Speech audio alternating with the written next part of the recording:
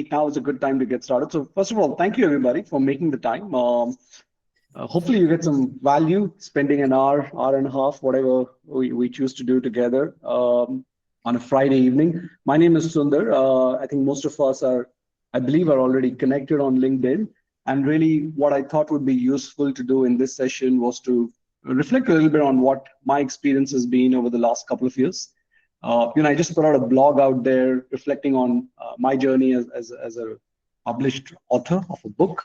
And that sort of led to a lot of interest. And then I had an opportunity to speak to a few folks personally. And I just thought it'll be more useful to sort of do this for others. And I recognize about 25 odd folks signed up. And of course, authors are very powerful, influential. And I'm hoping if any of this makes sense to you and if it adds value to you in any way, you would obviously tell others who may be on a journey like yours and just make things a little easier for them as well, right? So that's really the spirit of why we're doing it. I do want to say think of this as a conversation between equals. There's really not a lot that I have here to teach, given all of you are experienced professionals, writers yourself. I will tell you for what it's worth from my vantage point, and I think it'll be very interesting to hear what some of your experiences have been, and hopefully that collective point of view and wisdom, I think, would benefit the whole group. So this is the spirit in which we'll do this. This is less about me preaching from a pedestal to say X, Y, and Z works, right? I don't know. I'm still figuring out a lot of things I can't attribute to, but that's the fun part of being a writer, I guess. Okay. So what we will do now is I have, just to give ourselves a little bit of a frame and to get our thoughts going around channels, some numbers around publishing, the classic paradoxical questions: should I go with a mainstream publisher? Should I self-publish? Stuff that I've heard over the last couple of years and having spoken to various writers, right? I've just framed those into a few slides. So if you give me 20 minutes, I'll run that spiel with you. And then right after that, I think we should spend the bulk of our time talking to each other, all of you reflecting on your experience. What did you agree with based on what I said? What did you disagree with? And what has your personal experience been, right? Some of you I also recognize are published writers, right? You have a book out and you're trying to see if you can give it a little bit of a leg up in terms of marketing. So it'll be good to know what has worked for you, what of it is relatable, what of it you don't agree with, right? So with that being said, so is that all right? Give me a quick thumbs up if it's okay, or if you have any other expectations, happy to take those in as well. Is there anything you guys would want to say at this point before we get started? And then, like I said, we'll have a lot of time for just hearing your point of view. Hey there, Mohit, good to see you. Thank you for joining.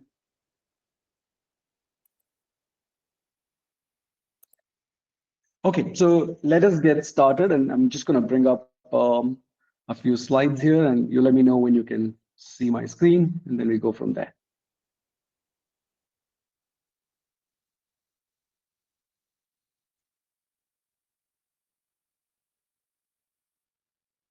Okay, please let me know if this has come through for you.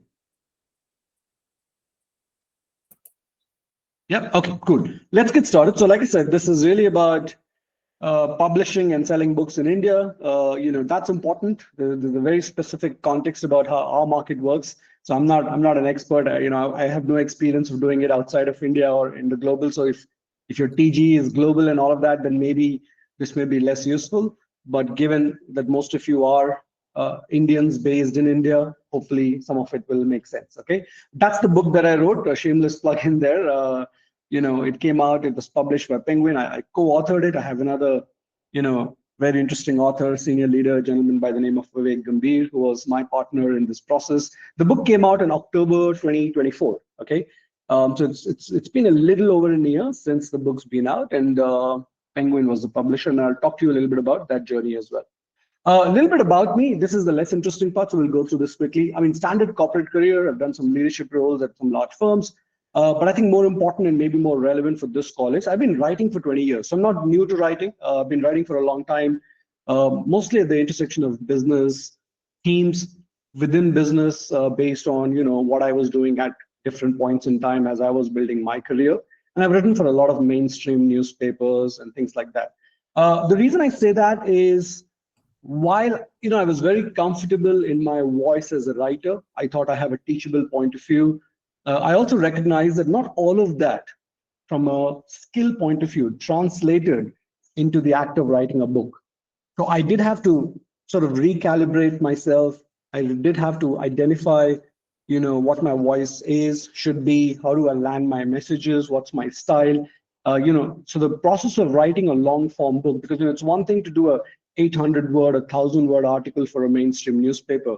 But now when you've got to put 50,000 words together in a long form storytelling and ensure that it's very cohesive, it's a completely different skill set. So for me, that was the process, and it was, hugely reflective, and I learned a lot in that. So, like I said, that's my first book. I'm working on my second one. That's going to be, it's called Unstuck, and that'll be out in March, in just a few months from now. And another publisher called Westland is publishing that book. So that's a little bit about my journey as a writer. I always like to declare when I'm talking to senior professionals like all of you, I think it's important to declare your biases and your lens. I've been doing a lot of that more recently. One is, of course, there's a lot of privilege, right, in terms of background, education, exposure to global firms. So much of obviously what I've been able to do is driven by that. So I just want you to know that this is a very privileged sort of a background. I don't want you to believe that, look, this is all individual capability. A lot of the doors got opened because that was the environment I was in. And also what I know comes after 2 years. So if I'm sounding certain, if I'm sounding like I've got it all figured out, I want you to know that it's taken me 2 years to get to the point that I've gotten to, right? I was super clueless. So if you're feeling that way right now, depending on where you may be in your journey, if you're feeling a little unsure, I can tell you, me and my co-author were in that space exactly. So there's really nothing to worry. You'll spend time, you'll figure things out. We still are figuring more things out. There are lots of questions we have. So it's not like we've answered everything about how things work, but I will tell you what at least we've learned so far. And I think for what it's worth, I said this at the beginning, this is a one person, one book perspective. This is not I'm not telling anything here. This is not a class. There's no course here or anything like that. This is just me reflecting on what I thought based on a single book. So take everything that you hear with a pinch of salt. Okay. If you take anything from this today, that'll be my view, right? Of course, this is about selling and all of that.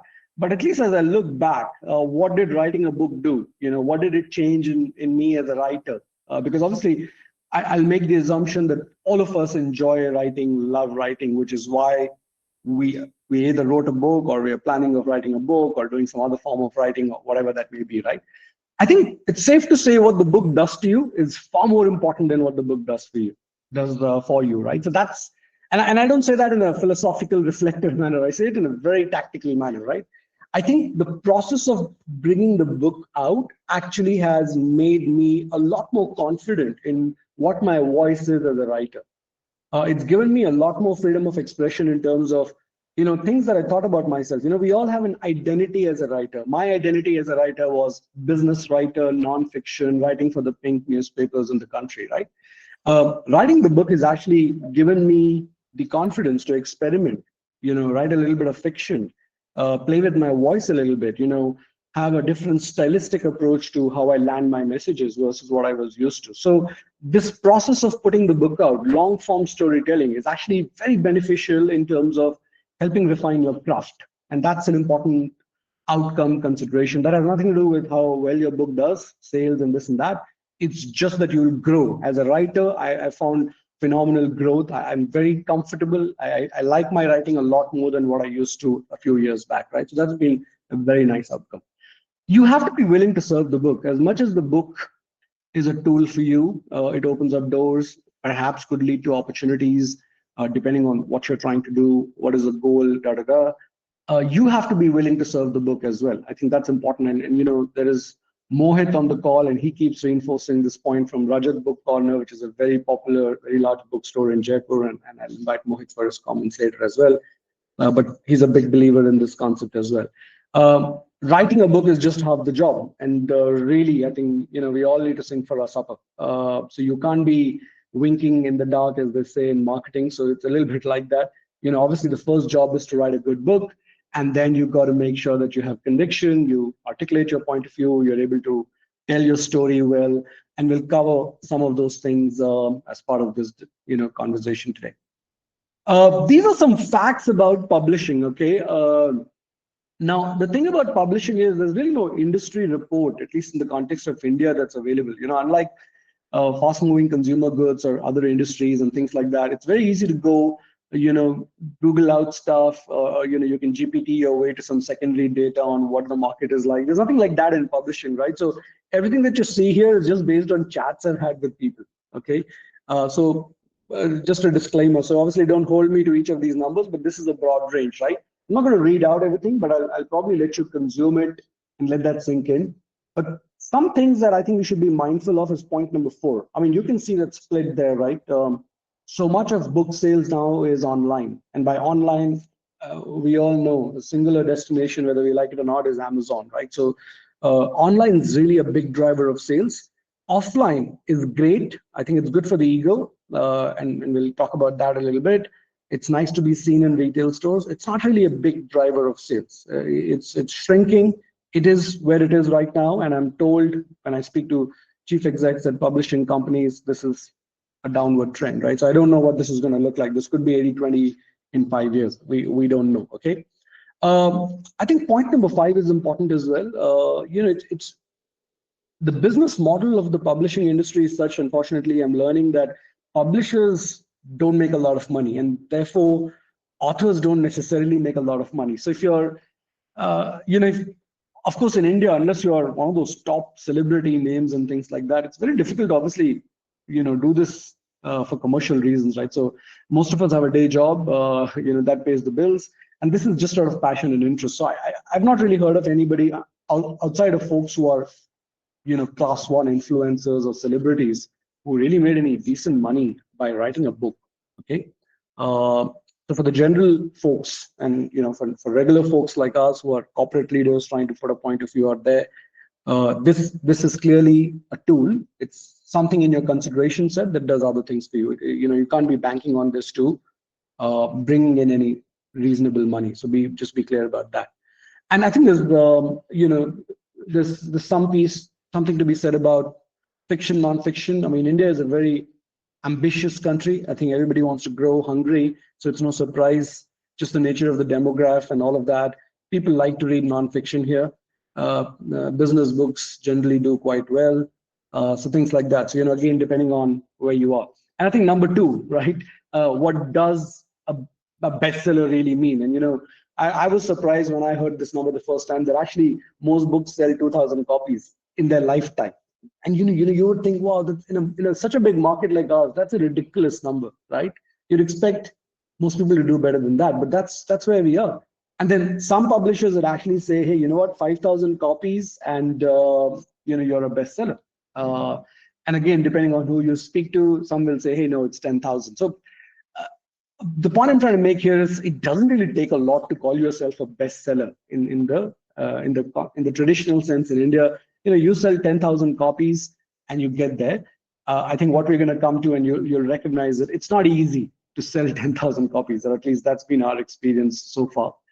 Some people have it very easy. If you're already an influencer, celebrity, you've got a very engaged community, people may just pick up your book. It really doesn't matter how well it's written and all of that. But if you're not, there's a lot of effort you'll have to put in. So I thought these stats would be helpful. So what has our journey been like? The writing timeline for Head Start, the book that I wrote with Vivek, it took us about 18 months.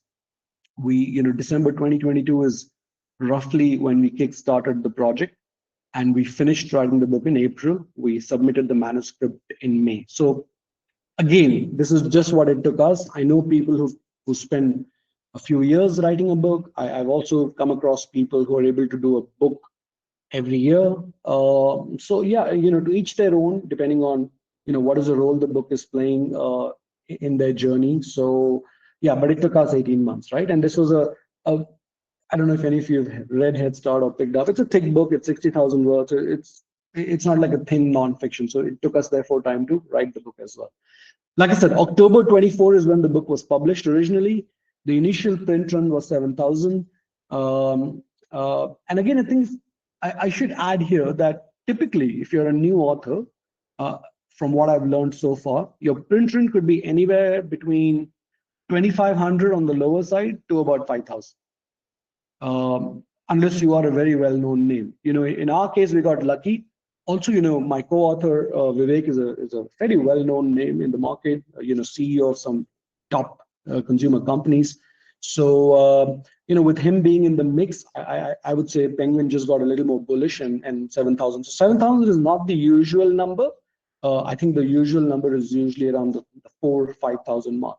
So yeah, that's how we started. We went into a reprint in August, a small reprint as they call it. So that took us to closer to the 10,000 mark. And then we're doing another small reprint now in a few weeks, and that's taking us over the 10,000 mark. So yeah, so the good news is, it's taken us a little over a year, but we can now claim formally that we are also officially, as per the Indian standards, in the bestseller category of books, if you will. Of course, there's a lot of variance. No 2 months are alike. As you can see, phenomenal deviations there, right? I mean, if I were to draw this as a graph, it would be crazy. But the best month we did 650, and the leanest months we've done under 50 books in a month. So that's what it is. And I think most authors I've spoken to have experienced this, right? You just got to stay the course is the point. Okay, this is just an example. It's a screenshot I've put. Typically, if you work with a traditional publisher, they'll give you some sort of a sales plan. This is just an example of that. And again, this is all offline, right? Because that's where distribution really comes into play, right? So you see all these big names, Higginbotham's, Relay, which is typically what you'll find at the airports, Booksutra, W.H. Smith. A lot of these are airport outlets. It's very difficult, books are losing out on airports. The airport real estate is super expensive. So books don't have, those of you who are in business, the unit economics of selling a book in an airport store is very poor, which is why they make more money selling chocolates and products for kids and stuff like that than books. So it's a difficult business, which is why authors always want their books to be at airports, because it's a little bit of a social esteem and a validation thing. But you should be mindful that for the store, it makes very little business sense, which is why, if you're a new author and you don't see your books very widely being displayed at airport stores, you know why. The commercials are not adding up. Okay, so be mindful of that, which is a lesson we learned.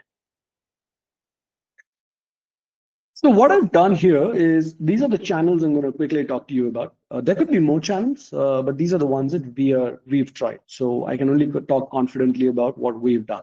These are 8 channels across which we've tried some things in terms of activation, marketing, selling, so on and so forth. And I've just given it a red, amber, green, right? And again, this red, amber, green is not a reflection of the channel. It's a reflection of what the channel returned to us. So this is ROI for us on the channel. Based on work that we did. It could be very different for you. So, like I said, it's a one book type of reflection.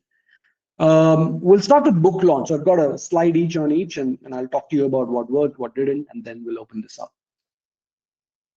So the first one's really social activation, right? This, I say, it's green. This worked for us, guys. Okay, so because this is something you can do consistently. The only platform that both Vivek and I were on and have meaningful presence is LinkedIn.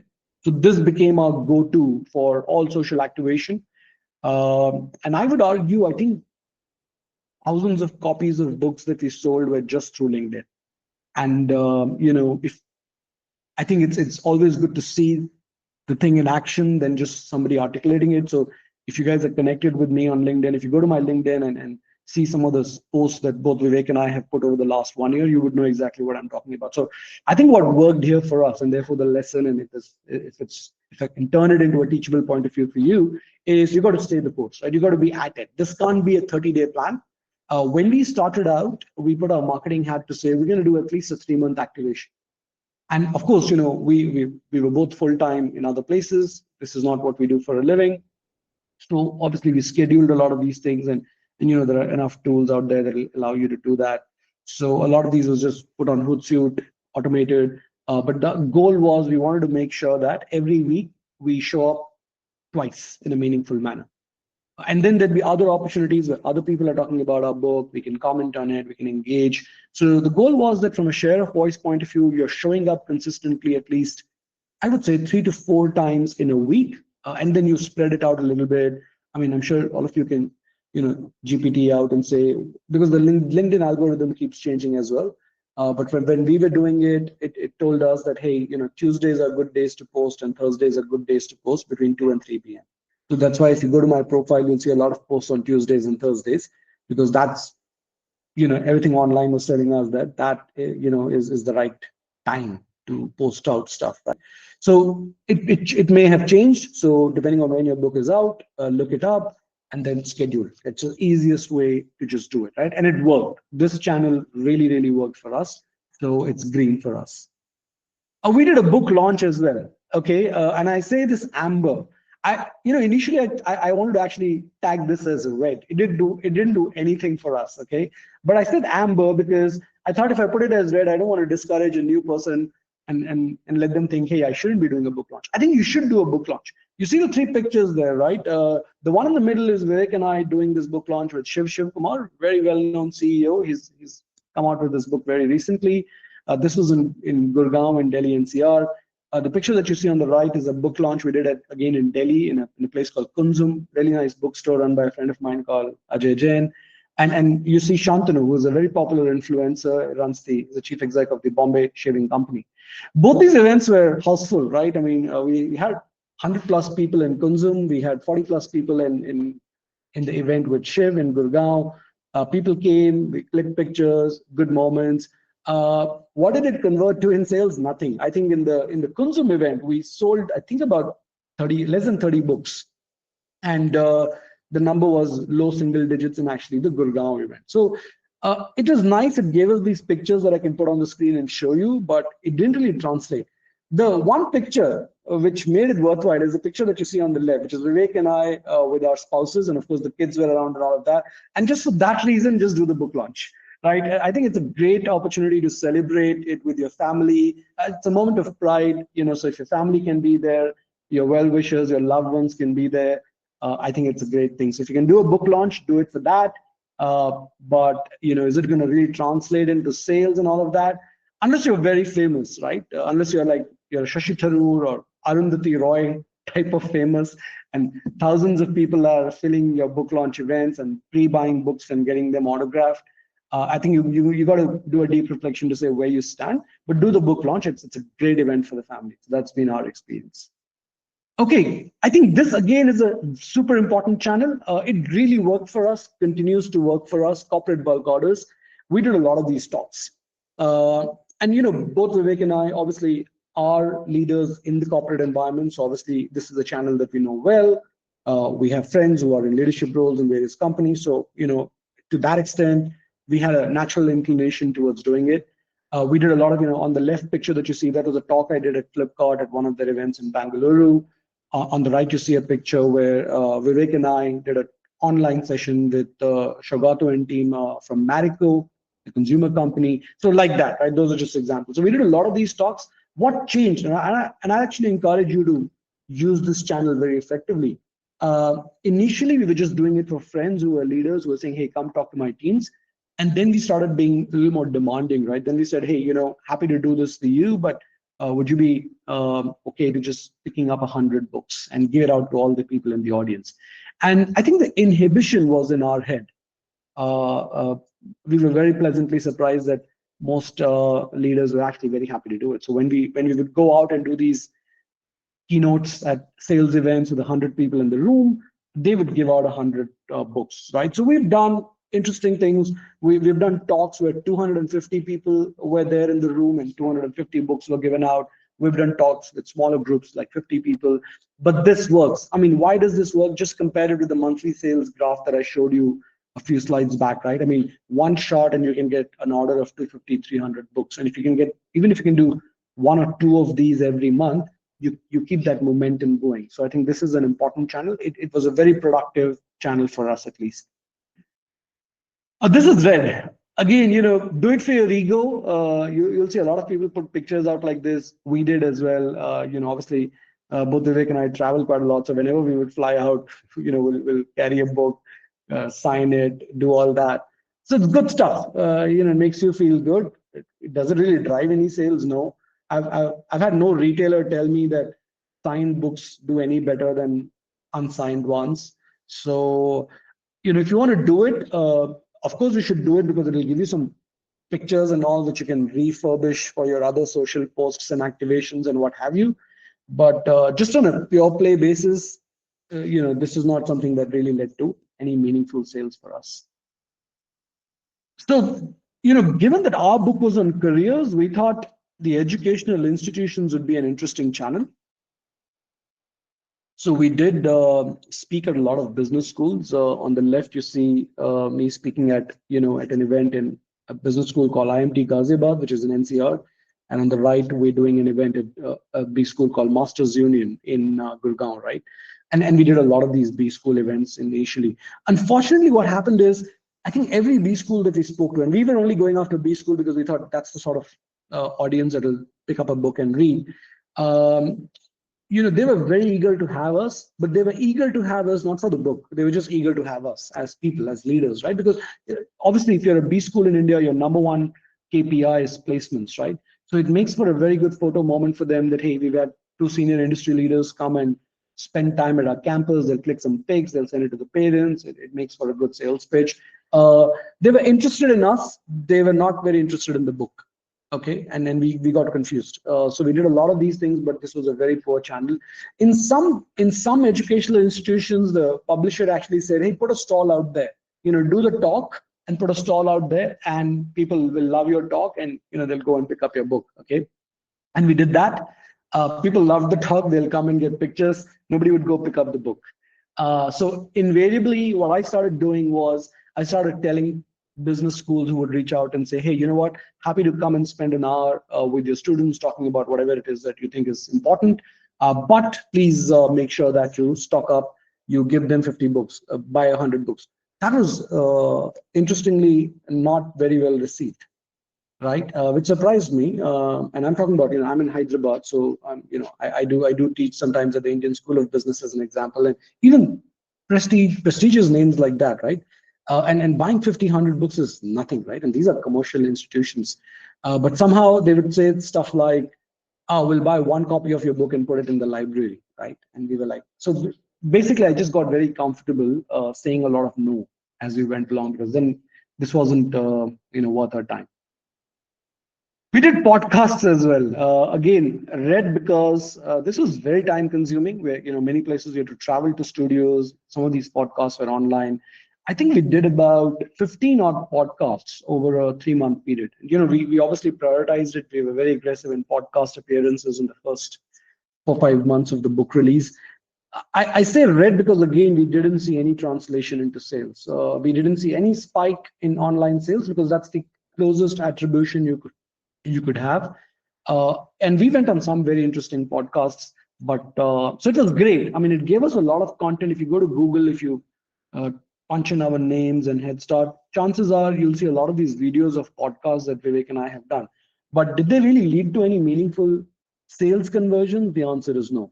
Again, if you're someone who's got a lot of social presence, like our presence is very limited to LinkedIn.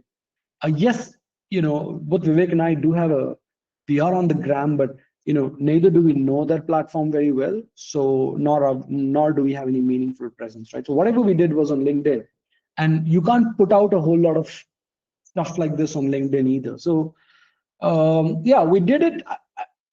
I just felt that maybe we didn't know how to crack this channel really well. But we did do 15 podcasts.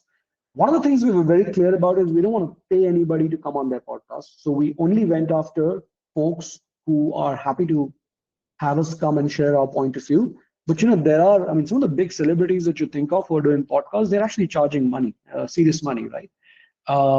We didn't want to do that, right? So some of the big names that you probably are very familiar with would very happily invite you, but then you have to then pay them up, right? So we avoided those. So that was our experience with podcasts. This one again, I say amber because it's very momentary. Can you get famous people? Can you get senior leaders to endorse your book and all of that? I would say do it. Um, it's just not sustainable in the sense that maybe in the day they put the post out, or 2 days or 3 days, you will see a spike and then it sort of dies out, right? So yeah, so I'm sort of half-minded, frankly, on this as a channel. We got Ghazal from Mama Earth, we got Vinita from Sugar, who I would argue are sort of fairly mainstream corporate celebrities, if there's a term like that, right? I mean, they're on the Shark Tank and so on and so forth. And we got a lot of CEOs that both Vivek and I know, folks who sit on our boards and all to put out posts. Again, if you go to LinkedIn, you'll see all of this stuff. So on the day they will put something out, I think you'll see a little bit of a spike on Amazon.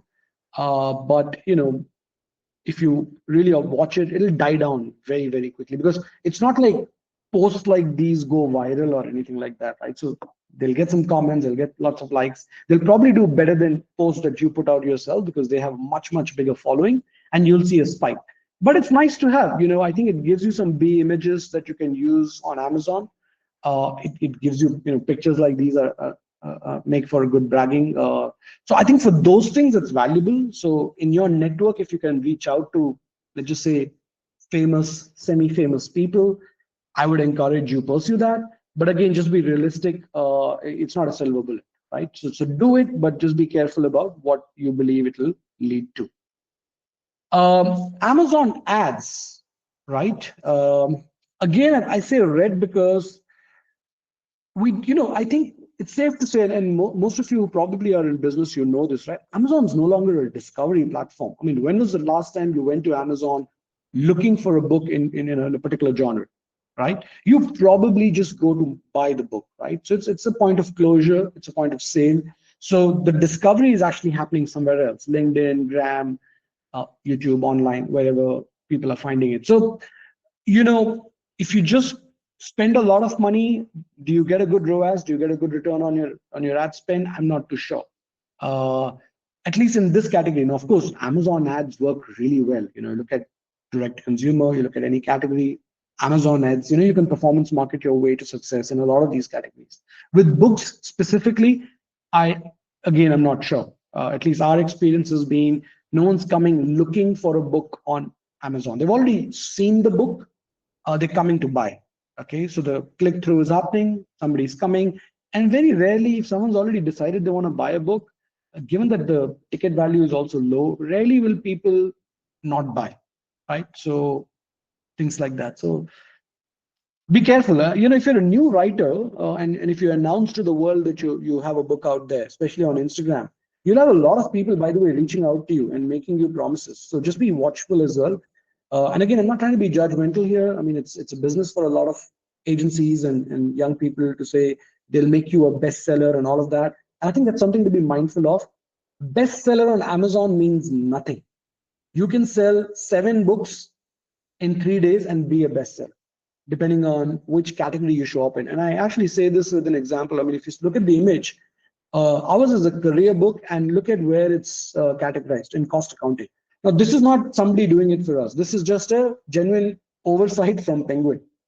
Instead of, along with careers in the C column, when they were looking at the drop down, they ended up selecting cost accounting. And because they ended up selecting cost accounting, Head Start for many, many weeks showed up as a bestseller in cost accounting. And it's of course laughable because what does our book have to do with this subject, with cost accounting? Nothing, right? So don't fall. People will say, give me 10,000 and I'll make your book a bestseller. The only person who will feel good about it is you. It really doesn't matter. Bestseller on Amazon is not a best-selling book. So that's your Nelson, which is the company that does data on books. That's a 10,000 number, which is a genuine bestseller, not stuff like this. Okay. Okay, that's it, guys. Like I said, I mean, I think I thought it was important to close with what I started with. What the book does for you is greater than what the book does um, for you, right? To you is greater than for you. So the internal outcome is what I think you should be going after. It's what I'm really enjoyed as an outcome. And again, you got to be willing to serve the book. You got to stay the course. This is not as cliched as it sounds. It's not a sprint. It's a marathon. It takes time. Even the numbers I showed you, it's taken us over a year. And again, I know a lot of people who are very successful who do it sooner. I also, by the way, over the course of the last 1 year, have spoken to some very famous CEOs, and I won't take names. These people are people you've heard of and know of, who've written books, and it just hasn't taken off. So there's no formula here. You just have to be. I think what happens is we overestimate our influence, right? Like both Vivek and I thought that we'll do 10,000 in 3 months because between the two of us, we had 80,000 plus LinkedIn followers. And we were like, hey, come on, how difficult is it going to be to get 10% of people who follow us to buy the book? 3 months is what we thought it'll take. It took us over a year. So we had to calibrate our expectations, right? So yeah, be willing to do this for a period of time. I'm going to stop sharing now, and that's it. That's my piece there. I'd love to pick up questions. I mean, you can just unmute yourself and ask the question, or I'm going to look at chat as well to see if there's something that's coming up. Can I say something? Yeah, go ahead, Paran. Yeah. Sorry, Shubhadra. Sorry, go ahead. Yeah. Just I thought maybe everyone here can spend half a minute or 15 seconds to introduce themselves so we know who's the audience, if you don't mind, and then you still have some time to then we can discuss so that we know who we are. I know Lalita, who's my agent. She's also here. She's been the one who helped me through the entire journey of from the first draft to publishing. So, but I don't know the rest. So maybe we should introduce ourselves and then we can then go ahead if you don't mind. I think fantastic idea. Please go for it, Shubhadra. We'll start with you. So Subhadra, I'm also based in Hyderabad and Chennai, both the places, and I work more as a independent consultant into strategy planning and corporate planning. And from the time the pandemic, I've been mostly started writing at the time of the pandemic, and it took me 3-4 years to get to publishing. But mine is a fiction set in the 1920s India, South India, because I wanted a southern voice for my story, and Chennai being my hometown, I thought I should write about it, and Andhra from where my parents came. So my story is all about the old Madras presidency. And for a first book, my feedback or what I get from everybody is that for the first book, it's got off to a fairly okay start.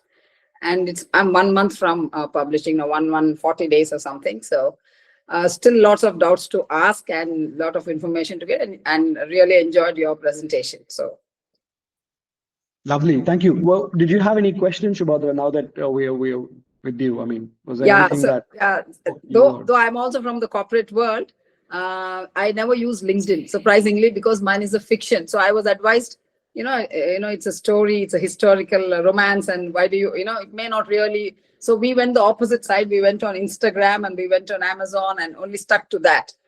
And then now we are going into physical distribution of the book. Now that 1 month and 6 weeks are over, so now we are getting into the physical distribution of the book. So it was very interesting that you took the route of LinkedIn and are where you are today. Yeah, I think the only point, you're right. The only point I would add is I think go with the platform that feels native to you. Yeah. We went with LinkedIn not for any other reason because we understood LinkedIn. I mean, I know what to say on LinkedIn, how to frame it. Yeah. I can't say that I don't know Graham well enough, right? I'd make a fool of myself if I do it, right? Or probably I'll have to keep getting tips from my daughter or something like that. So I went with a platform that I was confident about. So that's that, and I think that advice, as I speak to publishers, seems to serve authors well. So one is of course the genre that you're writing in. Absolutely. That's why we thought. That's why I thought my corporate world has nothing much to do with what I've written about. So let me not push That's why even my author name is only Subhadra. I didn't want to add anything that would influence any writer. Just come as Subhadra and write the book. That's what I did. And so just wanted to share with everybody. Lovely. Thank you. I don't know, Mohit's on the call from Rajat Book Corner. For what it's helpful, guys, you should look him up on LinkedIn. Mohit actually runs a very large bookstore in Jaipur, and Mohit also is the guy who supports us, me and Vivek. When we get bulk orders, we just have to drop an email to Mohit, and he will make sure that the 200 copies or the 500 copies get delivered. Mohit, do you have a point of view? I think there's a lot of value you can add, right? Fiction, non-fiction, what are you seeing in the bookstore? So before I say that, Sundar, allow me to, I've spent 20 years of my life in this little bookstore, and you've summarized all of it in 1 year's experience that you had after becoming an author. I have genuinely not seen a presentation of book marketing being published or everything. The entire detail was super. So thank you for taking this up. And I have a question for you. You've been through, you've shared all your experiences. What next for the book, the same book? I'm not talking about the next one which is coming up. Are there any plans? I mean, you said that you should stick to it. So how long do you think the author should stick to it? And what Yeah, more plans or what more experiments would you want to do? I, you know, I think it's again, like I said, it's easy for me to say it now because we've been through the journey. Initially, we thought an year. Now when Vivek and I talk, we think about it as, hey, we'll serve the book as long as the book is relevant. The point when we realize that the book has overstayed its welcome, because look, every book, and again, even this argument can be looked in a different way, right? Because Atomic Habits came out 8 years back. It's still the number one bestseller. People still buy Dale Carnegie's How to Win Friends and Influence People, which came out 50 years back, right? So I think books have longevities. But with Head Start, what we are doing is if a corporation calls us to interact with their teams, if a business school calls us to interact with their teams, and we know we're talking to young people, typically the first book is targeted at folks who are, let's say, 30 and below broadly, right? So if I know I'm talking to people like that when I'm teaching and things like that, I will just integrate it as part of that. I've been doing it even more recently, right? So, and that's something we'll continue to do. We will obviously be a little less aggressive on LinkedIn and all versus what we've been because the book is now already spent a year in terms of its life cycle. But we'll continue to do the other things, and I think that's that. But yeah, the plan is to keep pushing it out and integrating it appropriately, depending on what opportunities show up. But yeah, do you want to give Shubhadra some point of view on what you're seeing in the store? I think she's putting a fiction out there, which is very bold. Yeah.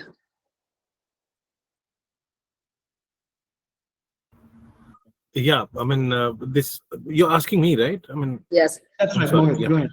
So it is a tedious job. In fact, I had another question for you before I answer this one, Sundar. You mentioned that it's just maybe 30% of offline retail is now taking care of the entire pie, and major is gone to. So, what are your recommendations, suggestions to booksellers like me? How do we maintain, championing books in this tough time? I won't say tough time. It's very fulfilling. I was, in fact, Rupa ma'am was here. Mrs. Rupa Kudwa was here this morning, and I had a beautiful session of full of entrepreneurs with her.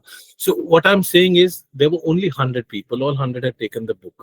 Now, being there, curating all of that, it was extremely fulfilling for me to to be immersively be there for the interaction that happened, the conversations that happened. But No, I agree. thankfully, we sold 100 books. But My concern, Mohit, is you can't get into a conversation like this without risking into a old versus new type of a debate, right? Unfortunately, and that's how these things get framed. So look, I think there's a lot of value in bookstores, depending on what generation you're from. I mean, I still visit bookstores. You could buy everything on Amazon, but I enjoy walking into a bookstore and so on and so forth. I don't know, if folks today are doing enough of that. That's what the retail stores are telling me whenever I've been there. That not a lot of young people walk in and buy books. They just come spend some time. Especially this happens at airport stores. People just like to spend 20 minutes while they're waiting for their boarding and things like that. But I think if bookstores, and I know you're trying to do that, can turn into ecosystems, that will be useful, which can bring book lovers together, which can encourage interesting conversations. There is value, but I could be completely proven wrong, and the consumers may say in the future that, hey, look, none of this really matters, right? So I like the gooiness and the touch of being in a bookstore, but that's just me. And I know I'm not reflective of the typical consumer today. So this may change. I really don't know is the real answer. Thank you. So to answer your question regarding the fiction aspect, I think I'll pick from what you just said. Rather than a bookstore becoming an ecosystem, I think the authors themselves have to become the ecosystems, and that's what is happening. Because we are being squeezed with our attention, with our. I mean, with all due respect, if you walk into a bookshop now, Head Start is directly competing with 100 other titles which have already gained a lot of attention. So to be fair to the readers who walk in, we have to continuously, be there out there, and with getting the visibility in a bookshop is as important as getting that in on online platforms. Having said that, doing events, going to as many as places wherever, since you said most of the things are partly done when you're already in a day job. So find a day job or create an opportunity in the job that you have, which also allows you to travel. I mean, I genuinely learned that from one of the authors, and he eventually became a national bestseller. And wherever he would go, whether it is 20 people, 50 people, he would dedicate, half an hour's time or maybe an hour's time from that entire trip and go and touch base in an institution, an organization, wherever. And for fiction, this is tougher because getting people to think streamlined on a non-fiction is still easy, but fiction is very varied. I mean, there are not many houses in where people are reading the same fiction, let alone the same book nowadays. But creating that ecosystem or becoming that ecosystem, I think, is the only way out, unless it becomes something where uh, people line up to get you the books. That's a very good point, Mohit. Thank you. I was wondering if I can go next because I have a meeting at 4 and I got to run. Yeah, please go ahead. Okay. So I'm Vandana Vasudevan. My book, just no plug, but uh, just to familiarize, is OTP Please. In Rajat may, Mohit may know about it. So it's non-fiction published by Penguin, released in July, and this is my third book. My first book was Sage, my second book was with Westland, and this is my third book. So I've had sort of a little bit of a varied experience. I've been also figuring out how tough it is to sell in India. So I've been hustling for 3 months, going here and there, and I've had book launches in Delhi, in Bangalore, in Hyderabad, and done a bunch of events and really tired myself out. And but I've done a lot of running around, like conferences, book events, all kinds of things. So I didn't hear you mention LitFest. You're not interested in that, or what, Sundar? Honestly, the couple of lit fests that we got invited to were so far off. I got invited to some northeastern lit fest in Sikkim. It would have been lovely to go there, but it wasn't a great ROI in my time, right? Spending 2 days and things like that. But I think also a little bit because of the type of book that we wrote. That's the Yeah, feedback. it's not a lit fest. Yeah, It's not like a absolutely. lit fest. I mean, you don't want to book a career Yeah. book on a lit fest. True. It doesn't make sense. But there is That's the feedback I got from Penguin. So it may be, depending on the titles you guys are writing, you may be more conducive for a lit fest, is my sense. But we weren't. yeah. So yeah. So I've done, so my book launch had Veer Sanghvi in it in Delhi. It was India International Center, then, all that. But still, so I have sort of a varied experience. I think the book event works in some places regionally and doesn't work so much in other places. So for Kerala, for example, I was invited to a Kerala government skill conference, skill Kerala kind of conference. So they've given me a full slot for my talking about my book. As soon as I finished talking, there was a line there, to buy books. Not so much Hyderabad. I live in Hyderabad. I find it really hard, no matter where you go, what you say, because people are interested in books like yours, which is career, AI. I think you just have to add AI to any book and everyone will buy in Hyderabad at least. Bangalore was okay. Delhi is okay, depending on where you go. The other thing is that I had a really good experience with airport shops. So I've been signing away in airport shops. And when I go from Hyderabad, and then I've been traveling a lot. So if I sign this month in Hyderabad, a bunch of books, the next time I come to Hyderabad airport, it's all gone. So airport has been good, in fact, for me. And that's the other thing. Then Amazon, I basically joined this webinar basically to, pick your brains about the Amazon ads thing. So for 4 weeks, I was #1 bestseller in business ethics. Then some LinkedIn influencer, and that's the other thing, that influencer really spiked my sales. So, contrary experience. She wrote something about the book, and suddenly there was a huge spike, and something happened to that algorithm in Amazon, and I was still then #1 bestseller in business ethics. And then because the spike happened, I got kicked out of business ethics, and then I was never the bestseller ever again in any You category. went into a broader category with it. Maybe. Yeah, I don't know what happened, No, but I that, I numbered think what happens typically is the base, it's typically what in Amazon they call the base swell effect, right? So the bar for that particular genre or that particular category actually changes because if if the algorithm said, hey, 21 books, let's say in something like cost accounting, we sold about 20 odd books in 3 days and we were a bestseller. That's not a lot at all. But then just because not many people go online to buy a book on cost accounting, right? So if they were seeing the traction, so maybe it could be that. But you're right. I think these influencer posts, they do help. They give you that boost. What we've been able to do, and this has taken crazy amount of follow-up from our end, right? And we had to literally go after and chase the Penguin guys and say, please give us a week. I think the advantage, some of you I know are business leaders, as business people, we're all used to seeing weekly sales numbers and pushing our people and all of that. So that discipline we tried using with Penguin as well, because we wanted to see, after a lot of That's what I want persuasion, to ask we were you. able to show. So Penguin can play a role in changing the categories? Penguin will. I mean, the categories have to be changed. You can't do it yourself. They're saying they're helpless, and they're saying it's an No. algorithm which works and puts you in some category. No. So what happens is when your book comes out, it's Penguin, the publisher, that decides where And you're fills in at. the category. Yeah. It's a consultative process. So they will tell you, hey, you know what, we'll show you up at, I'm just making this up. We'll show you up in careers, business, self-help, managerial, right? So you've got that opportunity to say, hey, add here.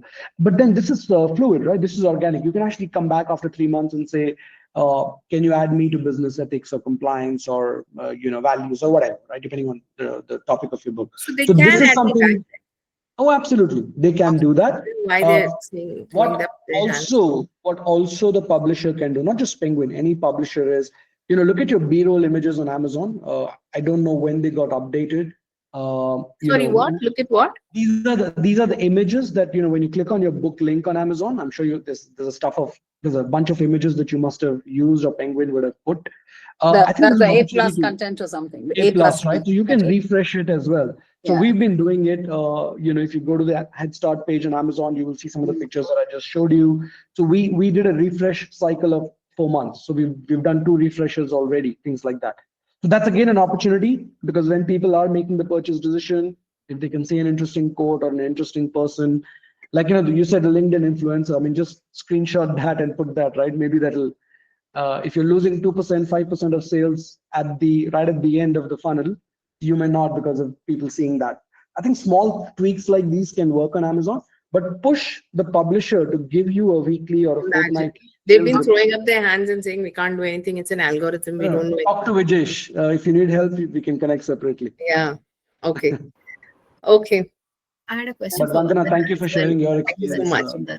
I think there's interest. What I will do is I just want to be respectful of everybody's privacy, which is why I BCC'd all of you.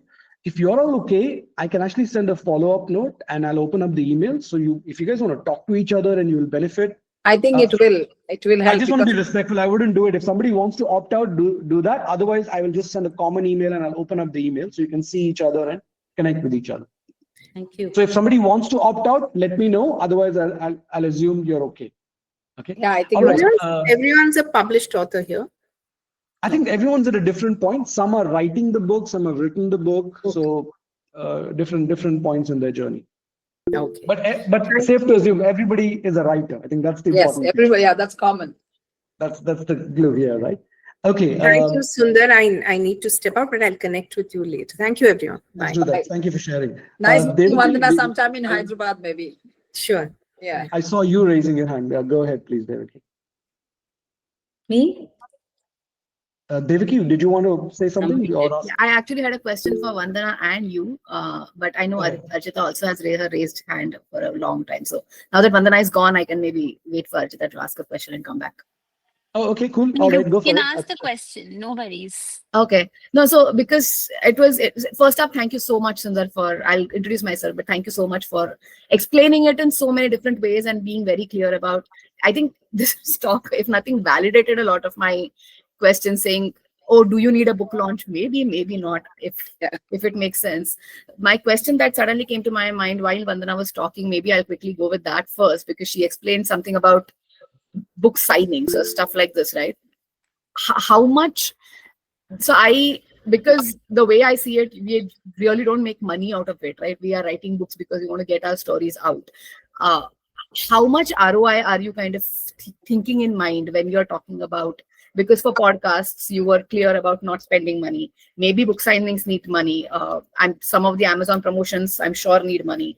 Uh, how do you kind of reconcile that ROI with respect to, are we ever going to make the money back, or I don't really care and I'm doing it because I No, want. look, I think you have to be clear about what is the role that the book is playing for you, right? The book is a tool in your hand. Now, if Devaki, obviously, I know less about your context in life in terms of what you're doing for work and all of that. So Yeah. I'm just I'm hypothesizing here. If you are a consultant or a coach or someone who's selling advisory, as an example, Certain. then the book is actually a very good door opener. You could argue it's a very good credibility builder, so on and so forth. So then the way to measure ROI would It's a be, hey, is this giving you a little more add-on to my income? career. Yeah, that could be that. From our point of view, because we were in full-time senior roles, this is not something we were spending any money on. So signing books don't cost you any money. All you have to do is, if you're traveling, you just have to let your publisher know that you're going to be flying out of XYZ airport, and you usually let them know 3 days before. That's what they expect. Right. They will drop an email to the store saying Devaki is going to be there. They'll put up a nice small stool with your books, and you can go sign it. So you don't pay. Podcasts, there are lots of podcasts, and one of the things I have done, which I will circulate, is I have a list of 15 podcasts that we went on, and I'll openly share that with all of you. You guys can reach out to them directly. And again, good luck to you. Many of them will be happy to take you, because obviously some podcasts are very theme specific. So depending on what your book is about, some of them would be happy to get you on board. But there are podcasts which charge money. We didn't go for those. Okay. Understood. What else? Book launch. Publishers don't do book launches. Book launch is an author-driven thing. Again, we pulled a little bit of our connections. We did a book launch at Kunzum. Kunzum is a bookstore run by a guy I've known for over 15 years. So there was really no money to be paid. Of course, friends and families were showing up. So we made sure that they are well taken care of. Correct. In terms of whatever little you have to spend on that. But that's that, right? We did a book launch in a book community called Frob in Gurgaon. I can connect some of you guys with Mohit, who runs that. Again, there was nothing we had to pay for the venue. So book launches, if you do it on your own, and if you want to do hospitality, that's something you will have to spend. Publisher is not going to spend on that. Yeah. What else? I mean, everything else, I think it's really your time. I mean, if I were to put a monetary value to the time that Vivek and I spent on this, it's ridiculous, right? I mean, there is no ROI. It's just, it's many, many months of our work, and I don't think even if the book sells 1 million copies, there is an ROI, right? So, but we were not looking at it that way. Our goal was, look, we've spent 2 years writing the book. What's the point if people we've written it for don't read it? That was the perspective, but it was us. If I was a consultant, or if I was using the book as something in my consideration to sell something else, I will think about it differently. Would be my Makes sense. Makes sense. I do have one more question, and maybe partly for Rajat, and thank you for bringing, not Rajat, sorry, Mohit. Mohit, sorry. Yeah. My bad. Mohit, Thank you for bringing him along as a. You should say Mohit Rajat Book Corner.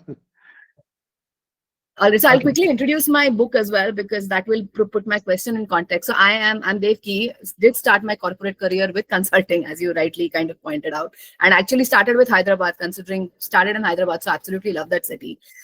This is my self-published book. It's called 98 Days of Nila, and as the photo cover indicates, it's a true story. And I've written it with a lot of heart. The great part about this book is that the fact that the story is not mine. It's actually happened to a dog mom who went to unimaginable lengths to get a dog back.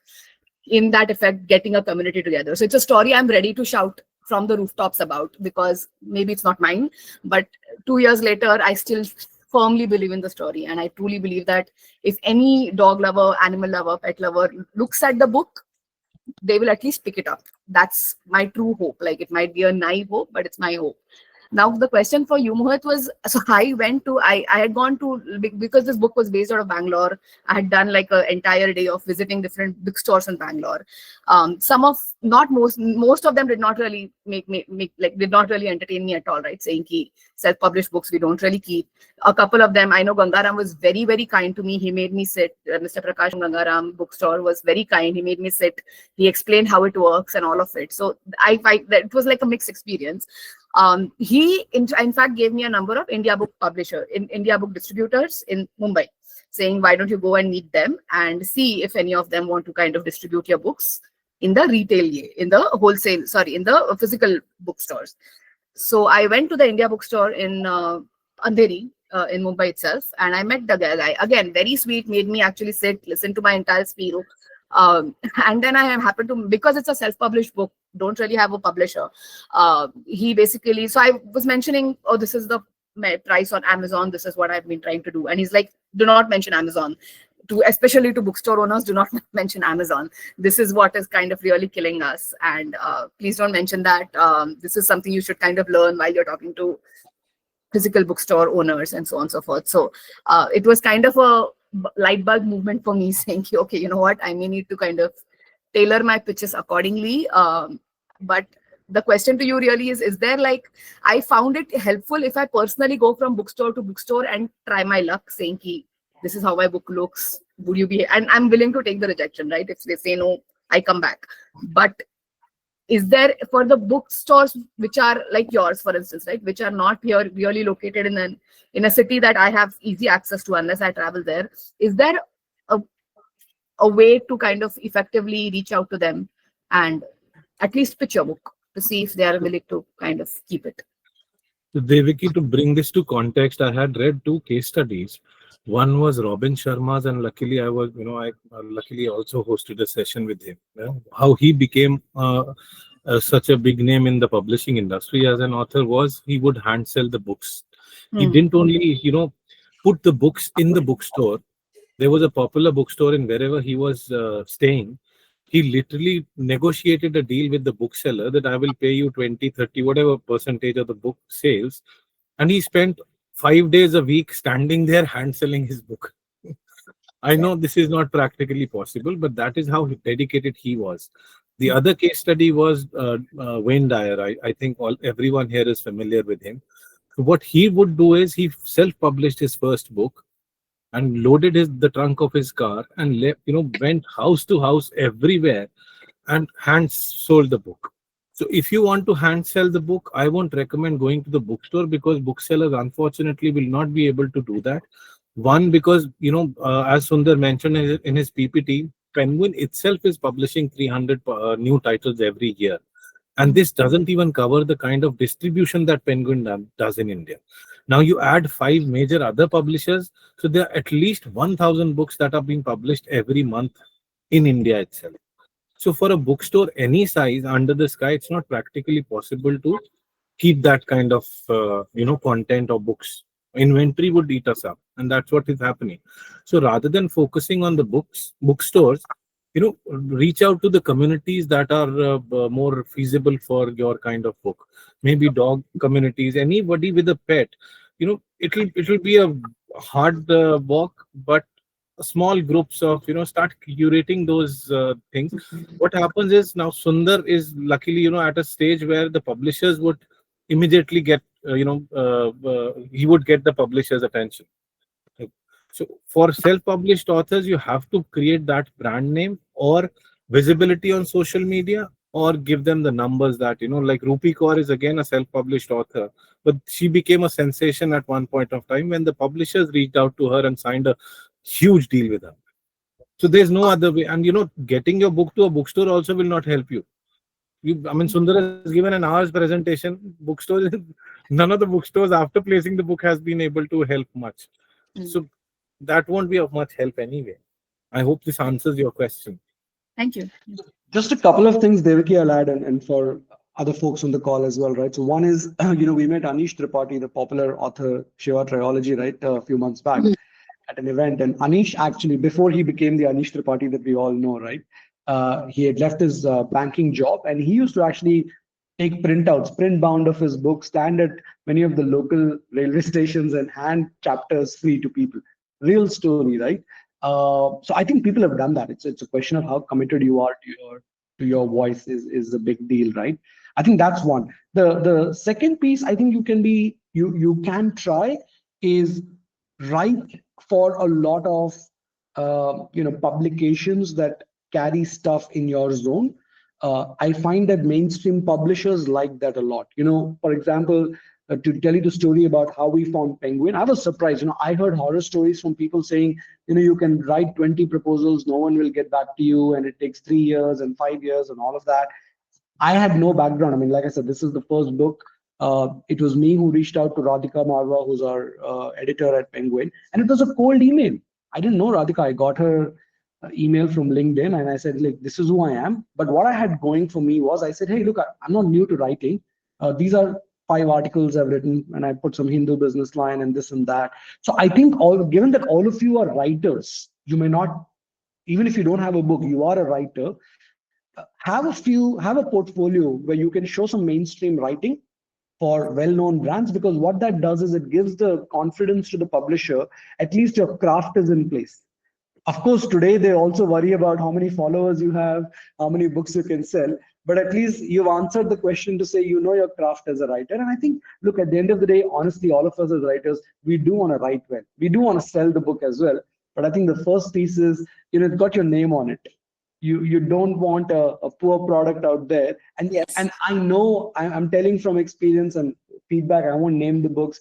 A lot of editors tell me, look, it's a bestseller, they've performance marketed the hell out of it, it's a poorly written book. And I think it's a shame, right? As writers, we own our craft, we need to produce a good product, and of course we also need to be thoughtful about selling it. So those would be my submission to you, Dave. But yeah, good luck. Okay, sorry, Archita, we kept you waiting. Go for it, please. No problem.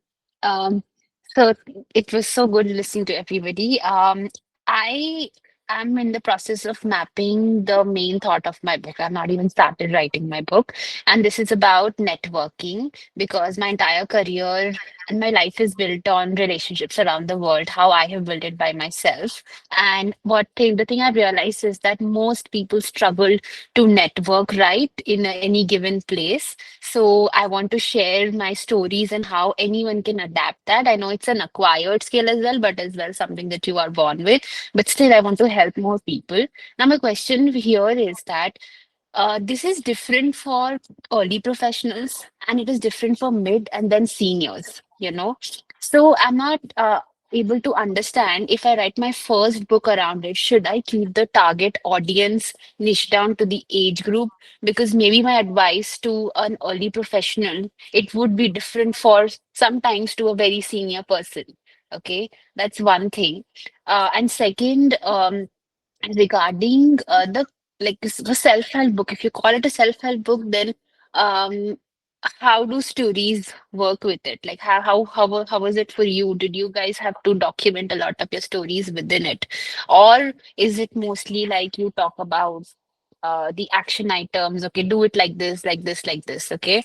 And third, I have no idea about publishing. You spoke about Penguin. For us as young professionals, I'm 31 and I don't have this big bank of savings with me to think of a publisher. So can you explain me, like extremely unhinged, how does this work and what's the Yeah, pricing so and all I like? think the good news, Archita, is you don't have to Yeah. worry. Okay. This has nothing to do with how much experience you have. You don't Right. have to pay any publisher to publish.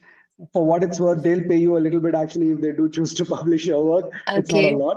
So there's really you're not making an investment in that sense. And just cold call. I mean, go on LinkedIn, you know, why am I even telling you this? I'm sure you're smart enough to figure all this out, right? Look, you know who the top five guys are: Penguin, Westland, HarperCollins, Rupa Checo. There are a bunch of these guys, right? You'll find all of their editors online. Just Right. write a note to all of them.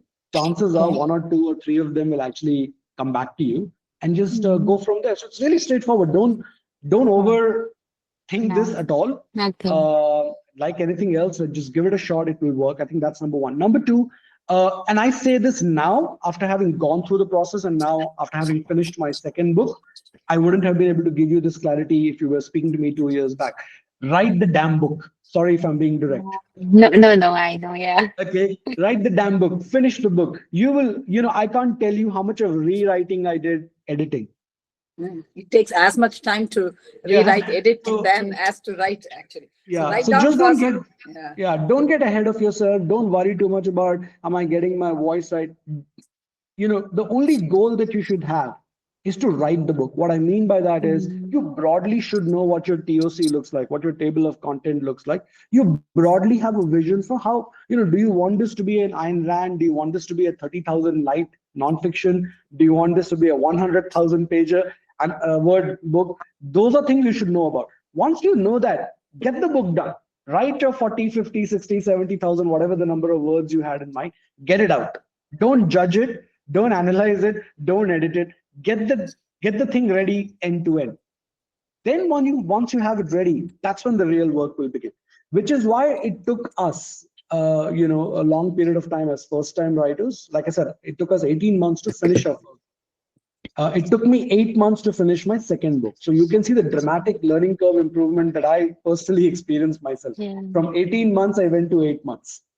I don't think I'll be able to do it any sooner because then I'll be doing shortcuts if I do any more in the future. But it's still taken me 8 months, and I think it's fair, right? It's your voice. You're going to play with it. You will change. You will. So it's fine. I think the book deserves that time of love and attention. So there's no timeline, but write the book, finish the book, and then start analyzing. And I think this is where an editor will really help you, because one of the things I struggle with, is an editor, and telling you, look, this is good enough. Because as a writer, you don't know what is good enough, right? You'll keep editing, and you can edit the hell out of your book, and you realize draft 5 is now poorer than draft 2. Yeah, well, I think to add to it, I think the editor comes first, Archita, before the publisher. Your editor should be frank, should tell you what it is, should you even be able to listen to her when she says this is all trash. So because the editor is most important, then comes the publisher. Okay. And how did you But manage? it's your book. It's your book. Yeah. It's your voice. You know best. So I mean, my submission to all authors is always, you know your tone. Don't allow anybody else to dictate terms. You know what you're writing about. You are the expert who's putting his or her voice out there. So I think go with that. On the stories piece, what we did, Archana, as a process, I'm sorry, is Vivek and I, when we started writing the book, we said we're going to document all our stories, right? Because I've been working for 22 plus years. Vivek's been working for 30 plus years. You keep forgetting what happened in year 15, year 20. So we spent a good 2 months just journaling all our stories. And what happened was we had a story bank, and these were real stories. And again, I'm going to encourage you, go read Head Start if you have the time. Sure. Because one of the things we've done is we've shared real stories. So we've actually provided LinkedIn links of people we are talking about. We didn't want to anonymize it. We wanted it to feel real. Because literally I'm saying, hey, I coached Archita. She was going through the struggle. This was a dilemma. These are the choices she made. And then people can go look Archita up, connect with her, and they can see her progression from company A to company B, or role A to role B. We did that. We got a lot of good feedback from readers saying, hey, we loved it. You spoke about Prasad. I connected with Prasad on LinkedIn. Sounds like a cool guy. That's one way of doing it. In my second book, I am doing a slightly different way. I am taking composites because I am treating characters a lot. I'm talking about failures. So I'm very comfortable talking about my failures in my second book. So I'm doing a lot of, hey, look, I got this wrong. I got this wrong. I got this wrong. I'm happy to do that. But I don't want to be shining the light in that way on another real person. So what I'm doing is I'm using real stories, but I'm using composites. I'm using 3 names, and I'm keeping them consistent because I'm saying things about how they showed up miserably. And that's not right for me to say that about somebody and reveal their identity, right? Type of a thing. So both approaches work. Publishers are okay with both. It's in the context of what you're trying to do. If I'm saying good things, I will obviously say the real names. If I'm saying not so great things, I think it's nice to just camouflage that. Thank you. That was very helpful. And just one thing, how did you, the writing process itself, you need to take out time and do all of that. Do you have any ritual that you did on a daily basis with the No, work no, no, or nothing, something? nothing, nothing. I mean, look, Yeah. I write, like I said, I think for me, and maybe this, I'm not the right person to give you advice here because I was not new to writing. I've been writing. Yeah. So I write weekly. So for me, that wasn't the problem at all. And I generally write. I'll write anywhere. I don't need to go to the mountains to write. I can write at a busy No, airport or a yeah. cafe or whatever. And I write with pen and paper. And I mean, earlier I used to Oh, obviously, yeah. Now it's very easy because I can just write pen and paper, put the image, and I get a text, right? I can, the you platforms. still are writing your second book on pen and paper? But I write. Why I write pen Oh, and paper is wow. because I write. I And then the started writing feeling. pen and Yeah. paper, so that continued. But it's just that it takes me less time now because earlier I would write pen and paper, then fare it. Now I don't have to Yeah. do it. Last few You years I don't just, have to. No. I can yes. just GPT my way, and it actually even cleans it up for me. So Okay. Yeah. it's become easier. Yeah. So again, do Thank you. what Thank works you. for you. There's no big. I don't think you need Very to follow any helpful. ritual. Just write. Yeah. Very helpful. All your LinkedIn stuff that we've read. Thank you for reaching out and doing this. Yeah. Thank No, you. good luck. Good luck with your Yes. book and your project. Thank you Uh, so much. Ritu, sorry again to keep you waiting. Go No, for no, it. that's fine. That's fine. So this is so interesting because everybody's at a different Yeah. part of the journey, and it's always nice to kind of hear. Of course, it's great to hear from people on, who are published and who have so much to share. And Sundar, you and I have had a conversation. So a lot of what you did mention today, he was kind enough to actually, have a one-on-one chat with me when I reached out to him on LinkedIn. So thanks a ton for doing this in a more formal way. I think a lot of people are benefiting. I think my journey is, and I think Sundar, I've also written to you about it, is that I finished writing the book, but I am literally twiddling my thumbs, waiting for a response. So I'm in that really kind of not so great space right now, I would say. Emotionally, mentally, in every way, because I don't know what's going to come out of it, right? Like people have written back to me saying that, yes, looks interesting, but it's a very, it's as vague as it can get, right? The interesting mail is just that. And I've been waiting. And I think because we're in the corporate space, like we're not used to waiting like this for Yeah. so bloody long. Mhm. And there's no deadline, there is no people don't respond, people don't reply to your mails for days and weeks together. So I don't have a question. I think I'm just like venting right now. Oh, I hear you completely. Yeah. Maybe I look. I think Mohit is actually a better person to answer that, right? Because I've had it easy. So anything I say, I don't want to be because I send a cold mail, I got a response, and I'm very mindful that that's not the standard way of operating. I just got lucky, frankly. Yeah, but So yeah. If it will Mohit, help what you, do you have to yeah, say to what Ritu feels? There are two aspects to it. One, a unpublished book creates pressure in your mind. The published one, when it's sitting unsold in front of you, will create more pressure. I mean, So I I see. signed up for something lifelong. This is You then. can be happy with that. And secondly, to be on the right frame, you just have to be resilient. I mean, we Mm. have read about J.K. Rowling being, rejected so many rejected by. times. So it's a common story, but you have to be at it. And trust me, this doesn't end once you're published. It begins after you're Wow. published. Right. So Yeah, just that's keep at that's it. And as encouraging. Sundar beautifully said, you have to believe in what you've done. So once you are doing it, you just have to continuously be at it. Don't. There's no other way out. Honestly, I'm running a simple independent bookstore. Sundar asked me to change the name. Honestly, I've not been able to figure out how to change the name on the Google call. So I'm still writing letters to authors, writing letters to my customers also, but surviving beautifully in this. So we can always create that kind of space for Very ourselves. nice. Yeah. So the publisher will come to you. You just have to keep knocking the doors until that happens. So you have to keep knocking. That's the thing, right? Like, I mean, if You you've have to. if you've written a Oh mail yeah, and you keep repeating, you yeah. keep at it. But So Ritu, that's why not try getting an agent? That may also help. But can I add something? yes, Lalita. Yes, In fact, please. I messaged on this chat saying that I want to speak to any agents if there are. And Lalita, I mean, Subhadra just Because Yes. because I deal with so many authors, and there's always this anxiety, and I tell them that publishing a book is not like ordering a pizza. that you have to get it within 28 minutes, 29 minutes. If not, you will be rewarded with a free pizza or something. Yeah. And that patience should be every author's middle name. It's not deliberately that nobody is responding to you. I mean, run a small agency. I have 75 authors. But even then, there's so much in mail that you get, and you are focused more on the one that's gone ahead with the publisher, the contract, and things like that, rather than something that's coming new. Like, even for me, it's a minimum is 4 to 6 weeks of time before I get to that email, which is a new submission. Right. Right. And with publishers, you can imagine, like, the bigger the publisher, you can multiply that at 10 times more.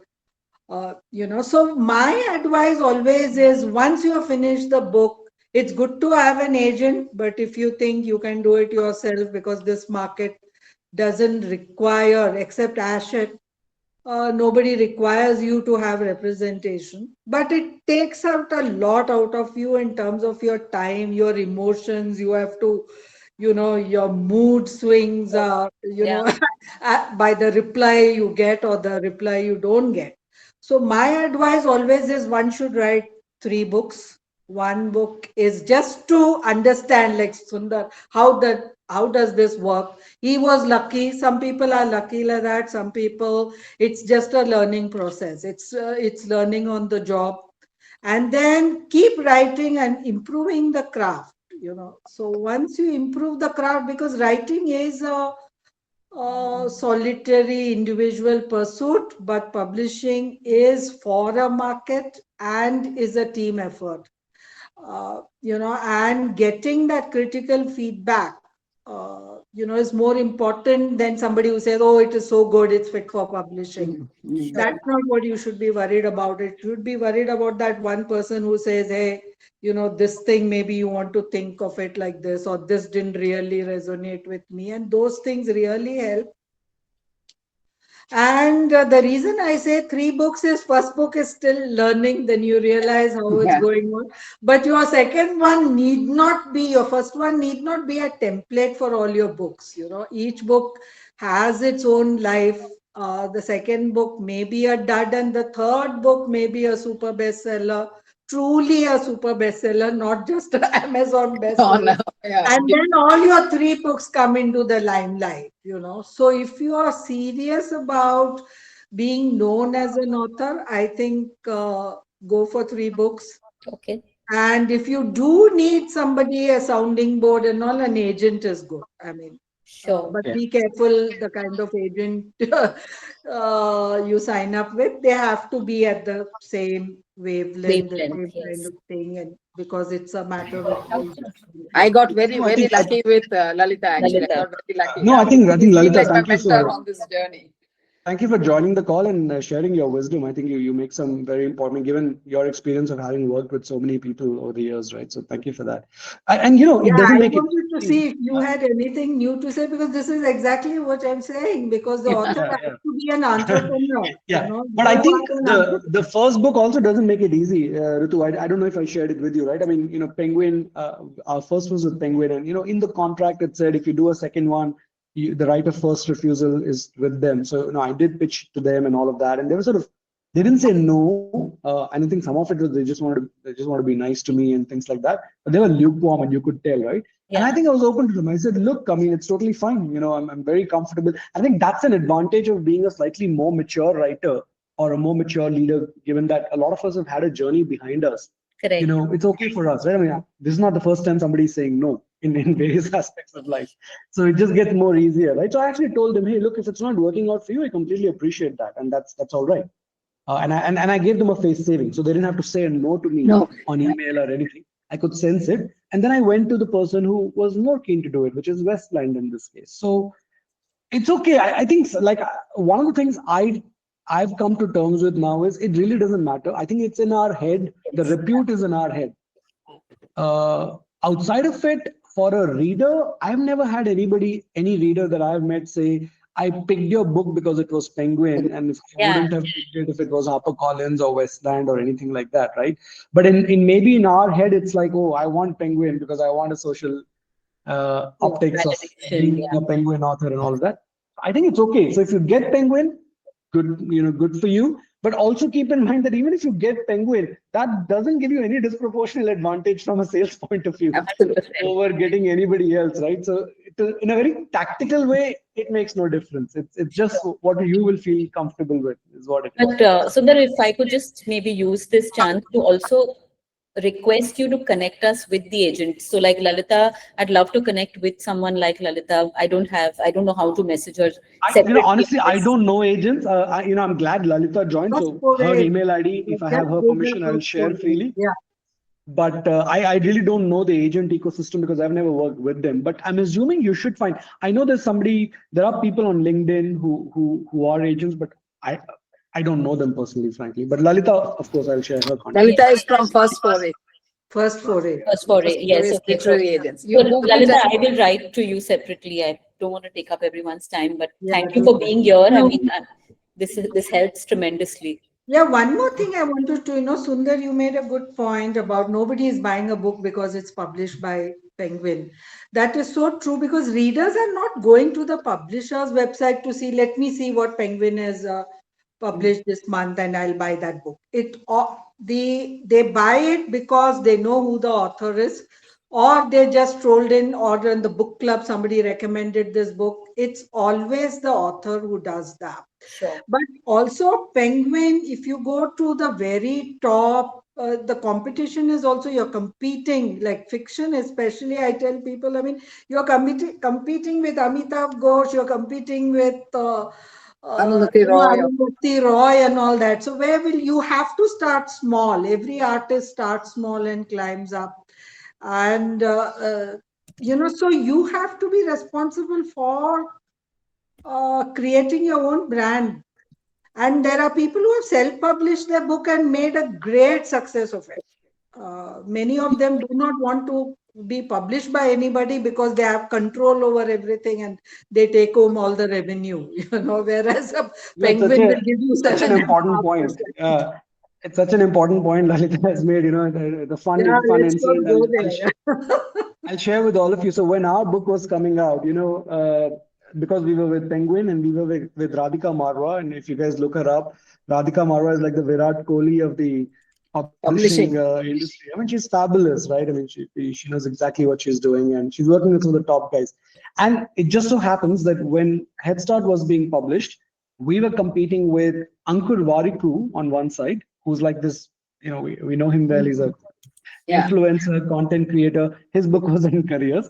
On the other side, exactly the same time, Raghuram Rajan was doing a book. It's called Breaking Gold. Okay. Right? And why I mention it is because all three, and Raghuram Rajan is like creme de la creme from an intellectual horsepower and the kind of audiences he attracts. And then Ankur is like every teeny 20-year-old is, watching his reels and buying his books and all. And we were sandwiched right in the middle. And it's the same editor. Radhika was the editor for all three books. So the point that Lalita made, right? Yes, it's nice to be with Penguin. Then the share of space you got, right? Because now you're competing with these big wigs. And you're neither here, you're not there.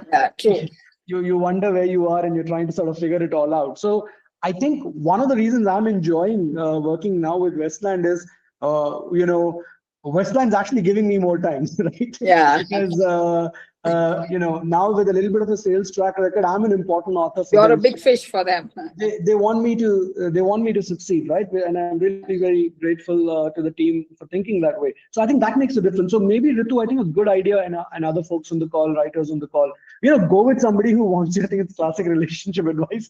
Go with somebody who's more eager to get you on board versus the other. Sundar, I'm sorry to interrupt, but I have a feeling you negotiated a good advance with Westland. No, it was no better than Penguin. just sorry for that. The bookseller is in me jumping. I would just recommend all of you to read this little book. It's called Alchemy. I don't know if anyone's not read it. It's by Rory Sutherland, and as a bookseller, this helped me a lot. So I told this to Sundar also when we started working together. People would come to my bookshop now. Head Start is maybe priced at 599, and they would haggle with me like, Amazon pay, it's for 300. Why are you giving it 599 or 540? And then I'm taking 10 to 15 minutes to recommend them this book. And on top of that, I get to, negotiate all of that. And then I would do all these events, which I told Sundar as well. So what I'm saying is this book completely changed it for me.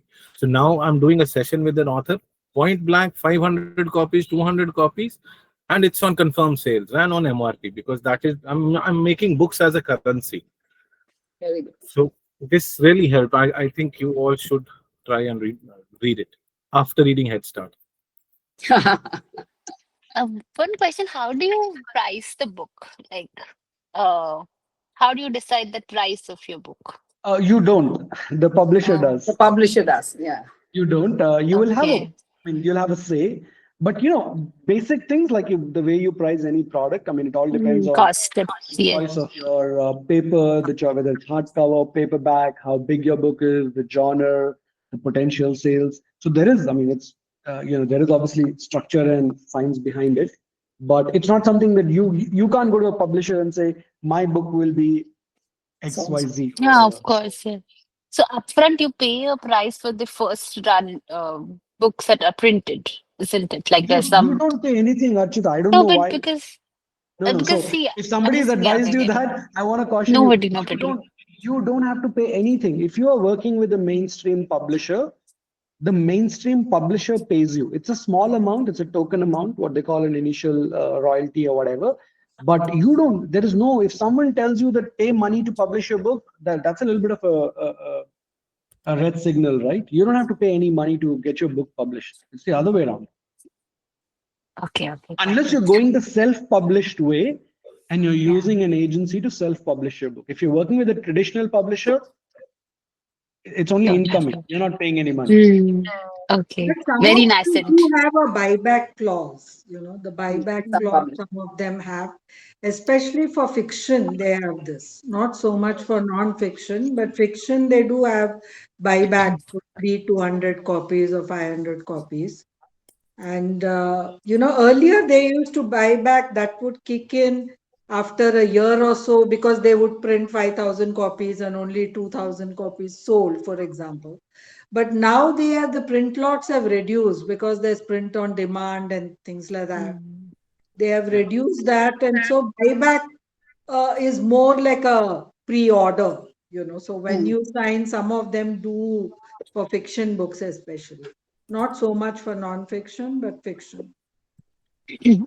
Perfect. I think we're right at the end of what we had contracted for. So I want to be respectful of your time. So look, thank you all very much. I will. Thank you so much, Sundar. It has been wonderful. No, lovely to meet all of you. I look forward to staying in touch with all of you as well. And Yeah. good luck. I look forward to seeing your books whenever they come out at various points in time over the next few months. But yeah, good luck. I think stay strong. And if any of this made sense to you, please feel free. Like I said, the idea of doing it was I was very clueless. Vivek and I used to, and we used to eat Mohit's head a lot, saying, "Look, how the hell does this work? I mean, help us figure this out." And we'll get on a call. And I thought, this knowledge should not be so difficult to surface, right? It should be readily available to anybody who wants to do this. And there's no reason why it Actually, is. The way Sundar, more than the knowledge I may still find on the internet, but it's been this conversation which I found really valuable because the gentle manner in which you have guided the conversation, Lalita also, what Mohit spoke and Subhadra, it's actually been very good. And people have surfaced their unsurety about many things. I didn't speak, but I have a lot of things to ask and say. But I think if you're creating some kind of a mailing list, then I'm sure all of us will. We can have a nice discussion. Yeah. Honestly, In fact, I can help. I'm not committing to any community or mailing list. Not I'll open up community. the email, share Yeah, it with exactly. you.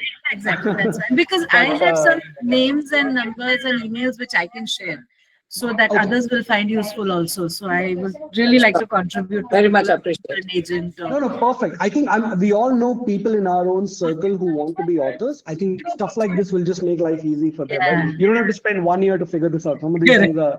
It was fairly wonderful. basic. Thank you so much. All right, guys. Thank Good you. luck. Thank you very much for your time and good to see you all. Bye. Thank you, Bye, Lalita. everybody. Mohit also. Bye. Thank you, Mohit. Bye.